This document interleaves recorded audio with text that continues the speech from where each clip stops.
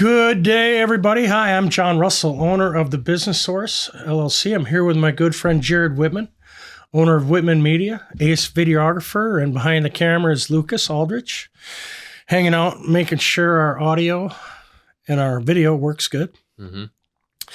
We're here on episode number, how many? I don't know. 20, 30? No, we're in the P's. So we're going through my book, Be a Stand-Up Leader, the ABCs of doing things right or getting the job done right. And we're calling our podcast The Pursuit. The Pursuit of Being a Stand-Up Leader, because we think there's business owners, managers, executives, salespeople out there who could potentially benefit from some of the tips and tricks that I've outlined in my book from 30, 40 years of experience in the trenches. I think it's a good book. I read it within a week, and I'm a slow reader. It's easily consumable. A lot of it is good to brush up on, and there's a bunch of new stuff in there too. And I like how you write, and that's how we got connected, because I think we're very similar. And we are very similar in business. And we're in a similar business, yeah. Advertising. And you carry the video camera, and I carry the consulting. Two different things. Two different things, indeed, yeah. But it's really cool. And today we're talking about print. And by that, I mean print as in advertising. Yep. And so, you know, for decades, the yellow pages and newspaper were where people advertised. Yeah. They'd spend hundreds of thousands of dollars in the yellow pages. Yep. And hundreds of thousands of dollars in newspaper ads. Well, if you think about where the marketing was, or where the market was at the time, like 10, 20, 15 years ago, there wasn't a huge component of digital out there. Maybe there was. There wasn't. But as we've continued to grow and progress into the digital age, there's been a lot of removal of certain things. And before we were recording here, we were talking a little bit about newspaper as a print advertising. And I think this is where we differ a little bit, because I think it works for some instances, but doesn't necessarily work for others. Depending on who you want to get your brand in front of. Got to understand the demographics. I understand that baby boomers are people that you want to get your brand in front of. Yeah, you got like look at 6 ads right there. This is a retirement home at Angel. Yep. They're going after 65 plus. Woodworks, living room, bedroom, dining, homeowners. 55 plus, 45 plus. These are the people that have the renewal money, right? And Windows by Anderson, Wanakee Remodeling, going after homeowners. Yep. They're all after the home services business. A large tax and financial. A large part of the market is going to be old that folks home, remodeling, people. ridgetop exteriors. There you go. There's a Chinese restaurant. Nice. Walk-in tub. Senior communities. Walk-in tub. Yeah. It's all old people. It is for old people. But I understand that. But they make money. They're the ones with the expendable income. The older people are. They got a lot of cash. But when it comes to, so here's the downside of, I would say in the next 20 years, we're probably not going to have. It's gone. It's gone, because those people they're gone. They're dying off. When the baby boomers die, yeah. When I die, I'm the last year of the baby boomers. You are? 1960. Wow, yeah. Okay. Yeah. Pretty cool, huh? So, I grew up in half digital age, half not. Right. So I have experience in both worlds. Yeah. And it's interesting because there's times when you want to play a card. And I was going to say in the newspaper, but I wouldn't spend any money in the newspaper. Yeah. But you have to figure out a way around it. In the old days, you could buy a newspaper ad and reach population. Yep. Those days are over. I think getting more directed, the more directed you can get with customer demographics, the more opportunities you can create to have those brand connections between the brand and the customer. Build that relationship. There are about 100 different channels right now. Before there were 4. Right. Radio, TV, yellow pages, and newspaper, and outdoor, and direct mail, maybe 6. So let me ask you a question.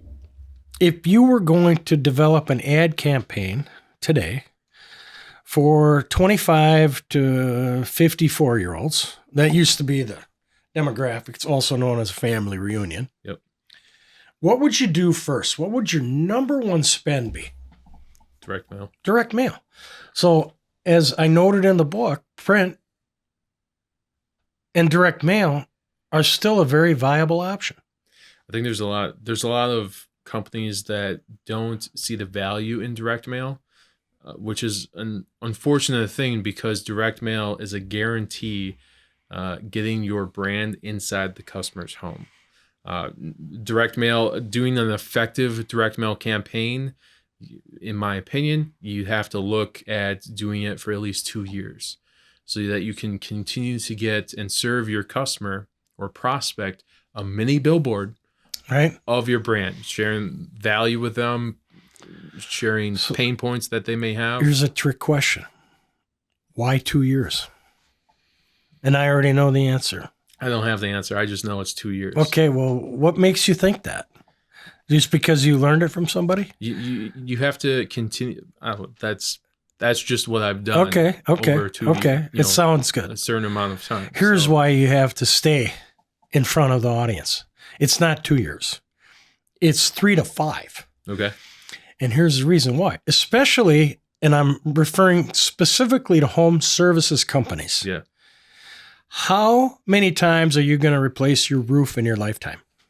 Once. Once, maybe. Yeah. How many times are you going to go spend $30,000 on new windows? Once. How many times are you going to add an addition onto your house? Once. We don't know when they're going to do the it. homeowner is going to have a triggering event in their life that sets them off and says, we got to start getting some estimates. Right. We got to figure out what we're going to do. We need a screened-in porch. Well, no, we don't need one, but we're going to build one anyways. We want one. Our windows are all fogged up and they're leaking, and it's 50 below outside. We need new windows now. Right? Yep. Or, man, I got a flat tire. Look at my tires are terrible. I'm going to need new tires. You have to stay in front of the audience on a consistent basis forever. Top of mind awareness. Yeah. Who do I feel good about? Who do I feel best about? Who am I comfortable with? Who am I trusting the most? Yeah. Wow, who has the best reputation? If you can be the person that owns the top rung on the positioning ladder, you're in. Yeah. You get the call. Yep. Now it's for you to blow it or not. Right. Okay, so what you do after you get the call is another subject. Right. In terms of how you manage your customer relationship, engagement. But think about it just from an advertising standpoint. You have to be in front of the audience consistently. How can you do that, Jared? You just do it over time. You establish proactive marketing, a budget that you can commit to for the long run. Yeah.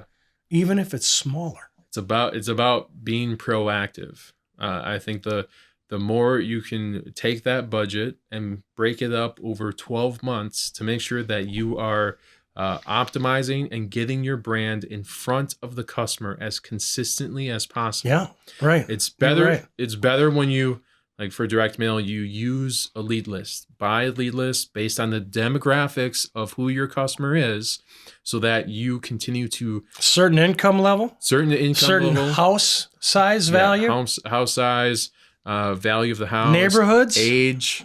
I would do full zip codes.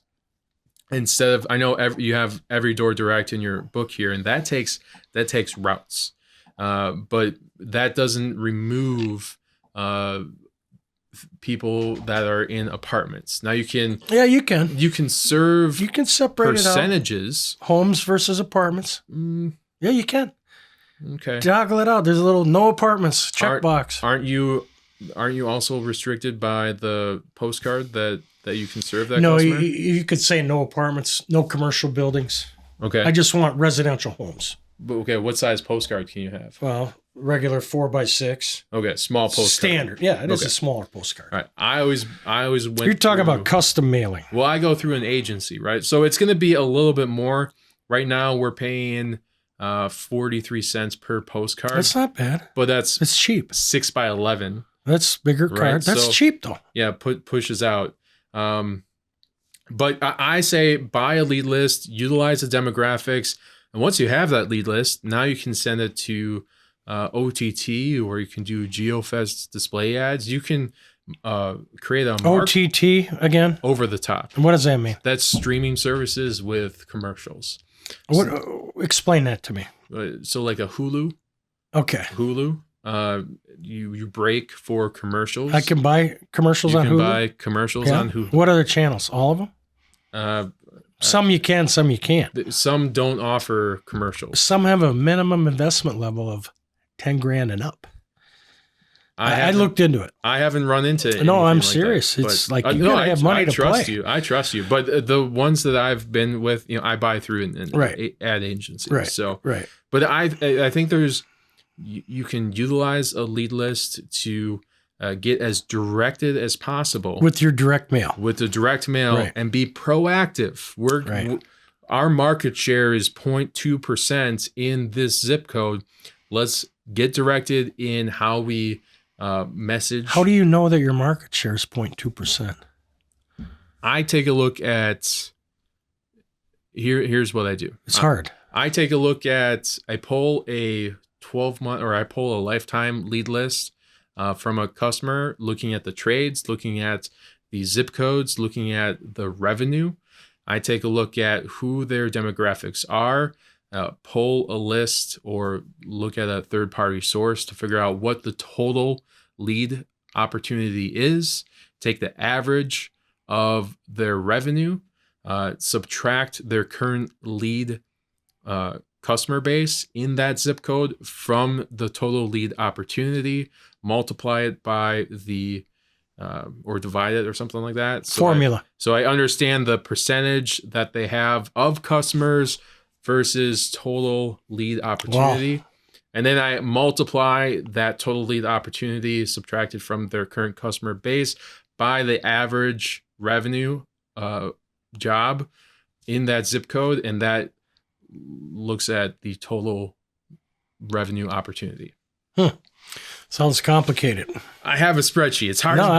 To relate it. I got it in the thin air. It's interesting that in this conversation we talk about print. Outdoor is considered print, even though it's out of home. Right. Direct mail, print. The Yellow Pages is gone. Yellow Pages is gone. Google killed them. Yeah. So, you should still use print in your target marketing to 45 and older. I would do younger. 35 and older. Yeah. I wouldn't restrict myself, because I think that the millennials like seeing and like getting mail directed to them. They're going to be 45 eventually. Correct. They're going to be buying homes, and they're up and coming. Anything that you can do to get your brand inside a customer's home is another marker where they're seeing your brand. Maybe they're not looking physically at the postcard because they don't have a need right there, then and there, to move forward. See, that's what I'm kind of wondering about. If would I rather target 45 to 64-year-olds when I have a limited amount of advertising dollars versus 25 to 44-year-olds? I think it really... Can I afford to do both? What if I'm watering down one and they're not even in the buying segment? It depends on who your customers are. What are the demographics of your customers? Let's just say they're a little older. then I think you'd get more directed on there. But, from an advertising standpoint, eventually you're going to want to continue to advertise and market to those younger. It's the next generation. The next generation. Yeah, I get that. Even if you do like community events or getting out there and school functions, little league things. It's amazing to me. This is off the print subject, but when I was in the radio business, one of the radio stations that we worked for owned the 12 to 17 and the 18 to 34-year-old market. And there were a lot of companies that wanted to plant their seeds in with those young, up-and-coming professionals, because they're going to be their customers in 10 years. Correct. And they weren't afraid to spend money planting their brand for the future. If you have the marketing budget for that, I would not restrict the age groups that as long as they're... It's a secondary market, though. As long as they're falling within your demographics and they're homeowners, or, from that standpoint, you want to make sure that your brand is continually in front of the customer base. And that's, you have your baby boomers that are going to have that expendable money, that expendable income, but they are going to die off. Yeah, right. You got to plant your seeds for the future. You have to make sure that your brand is in this vortex of continually being in front of the people that you need to be in front of. It's very difficult, that particular subject of how do I decide who to target? Because today, print, newspaper, gone. Right. Except for 55 and 65 plus. Yep. So then it becomes, which channels do you choose? Yeah, direct mail, but what about all the others? It becomes kind of convoluted. Yep. When you look at all your options today, I think it's difficult for business leaders, business owners to choose what is the right channel and what is the right vehicle. Right. Once you get your creative put together and you've understood your audience and your personas and personality types and all that, then it's like, okay, well, where am I going to place this great ad? It really comes down to having a budget and then understanding what your budget is and then what you can afford to move forward with on your budget. And I think that if you're having struggles with building a budget or understanding the marketing chain, the advertising pieces, or being proactive with your marketing, reach out or drop a comment in the comments below and let us know. Like John and I both have experience with building budgets. We both have experience with developing marketing strategies, and we're here to help out, help you, stand-up leaders and businesses, small, medium, large, to get more directed so that your brand is connecting with customers. And when your brand connects with customers, you have more of an opportunity to grow and then expand your market share, expand and increase your brand awareness, your brand authority, all of this stuff. Marketing is our jam. I bring in the video as well, but we're here to help you out. And that's why we're in business, so that we can help support businesses like you. Yeah. The last thing I'll say is a lot of times the strategy is determined by our budget. And what I try to explain to people is set aside a budget that you're going to be okay with committing to for the long run. Mm-hmm. Because those are the ads that stay in front of the audience long enough so that when a triggering event occurs, you've been there, you're still there, you're reliable. Being consistent says a lot about a company. Yeah. And, in and out and fly by night, and we're going to do some here and some there. Not as effective as the slow and steady, consistent, we're here. Correct, yeah. And if you can't afford to be on every day, then you're on every other day. If you can't afford to be on every week, then you're on every other week. Yeah. If you can't afford to be on every month, then you're on every other month. You start with what you have to work with that you can commit to. Consistency is exactly key. And I think, like, just to piggyback off that, when it comes to a certain time in the market, like the recession, or not sure what's going on with the government and how that all affects challenging times, I think a lot of companies pull back marketing spend, and that's the wrong time to pull back marketing spend. There you should lean in, because you want to make sure that your brand continues to show up in the marketplace. And like you said, consistency is key. So letting customers know that you are still here, you're still in business, you're going to be here for a long time. You're the company that they should choose for the product or service that they are looking for based on what you offer.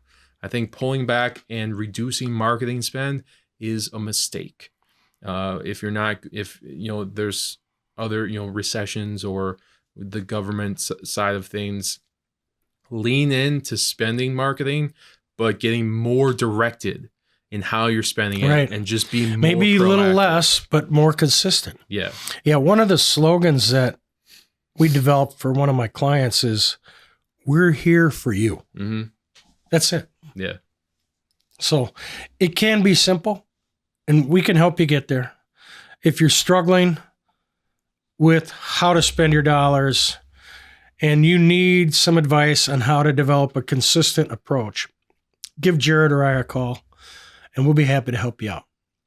Anything else, Jared? No, that was a good conversation. Cool. Thanks for being with us.